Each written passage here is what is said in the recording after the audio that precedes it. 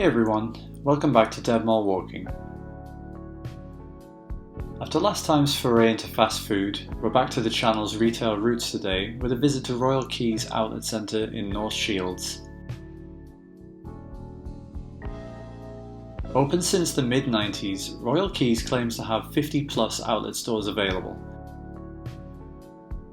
At the time of filming, that number is closer to 30, although it's difficult to tell whether some places were closed for good or just hadn't opened back up after coronavirus yet. If you follow my Instagram closely, and why would you may remember me doing an Instagram live at this place before I even started posting on YouTube. Weirdly enough, it was even quieter back then than it was when I went to film this video.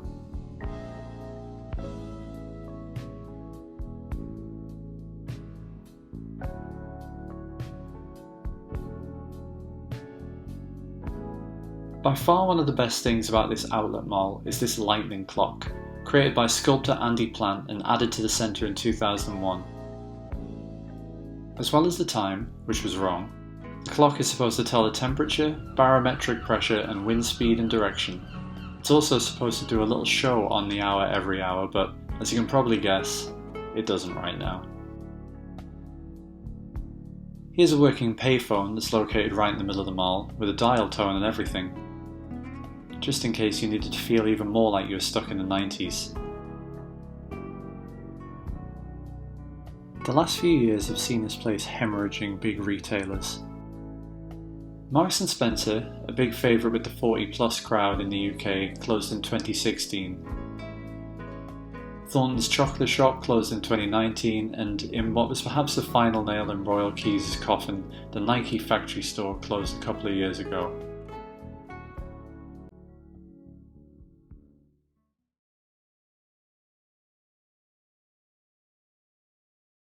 The result is a mishmash of bargain stores and factory outlets for brands that may not have much gas left in the tank.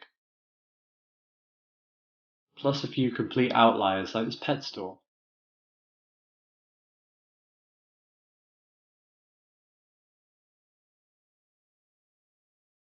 Let's take a walk up to one of the mall's largest vacant spaces, formerly the House of Brands, which replaced Marks & Spencer when it left the centre.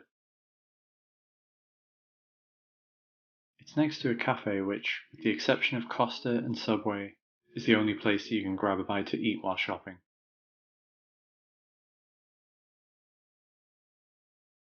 To have a de facto anchor store like this lying completely empty is never a good thing.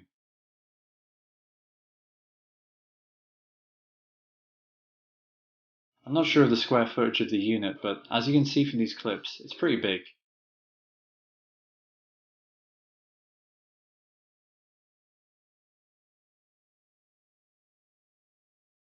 Right next to what used to be the House of Brands, there are pictures of some happy couples enjoying a bit of retail therapy during some of the centre's better days.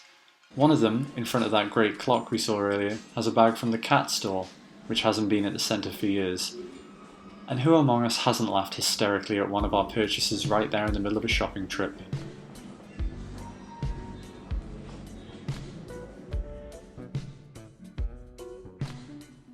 What's really sad about Royal Quays is that even now, it can seem like the owners are trying really hard. While I was there, I encountered Gumbusters. I'll refrain from doing a Who You Gonna Call jingle. A service that comes out and scrapes all the gum off walkways and shop floors. In reopening up after coronavirus, they've implemented one-way systems and queuing areas, but even during the mini retail rush we've had as shops reopen, there's just no one here to use them.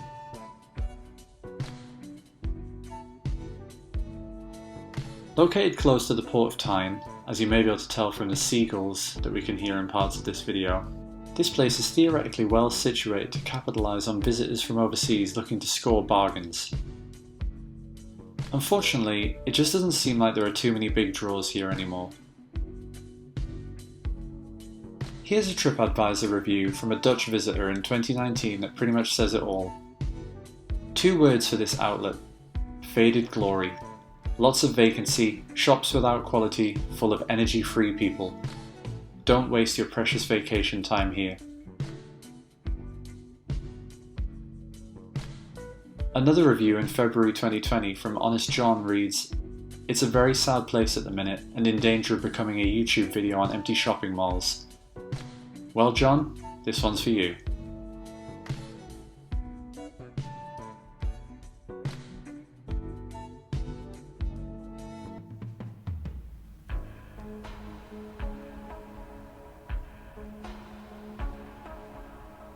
Now we're heading past Poundland, one of the centre's busiest stores, which makes absolutely no sense because Poundland is everywhere in the UK and already has rock bottom prices.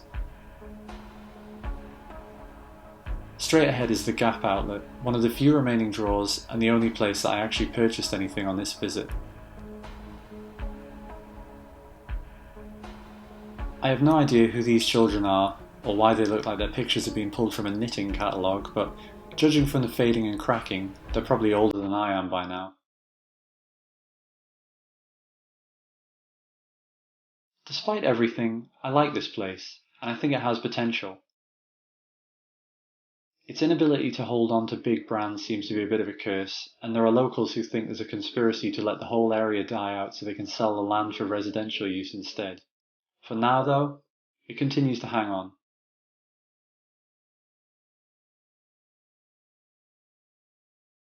Even with its decline, plans to build a new hotel next to this site were announced earlier this year. It remains to be seen if they'll go ahead. If you look straight down past these flimsy delivery entrances to the stores on the other side, you'll see an existing hotel, right next door to where the new one is planned. Of all the retail destinations out there that could use a second hotel, right next to the first, this doesn't strike me as one of them.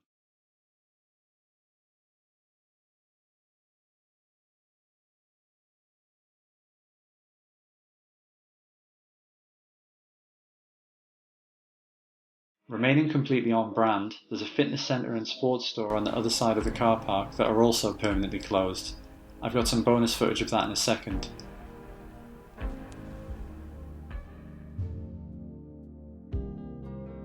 I gave myself a bit of a shock when I saw security guards sitting at the desk as I was pressing my camera and face up against the window to get a look inside. I've cut that part.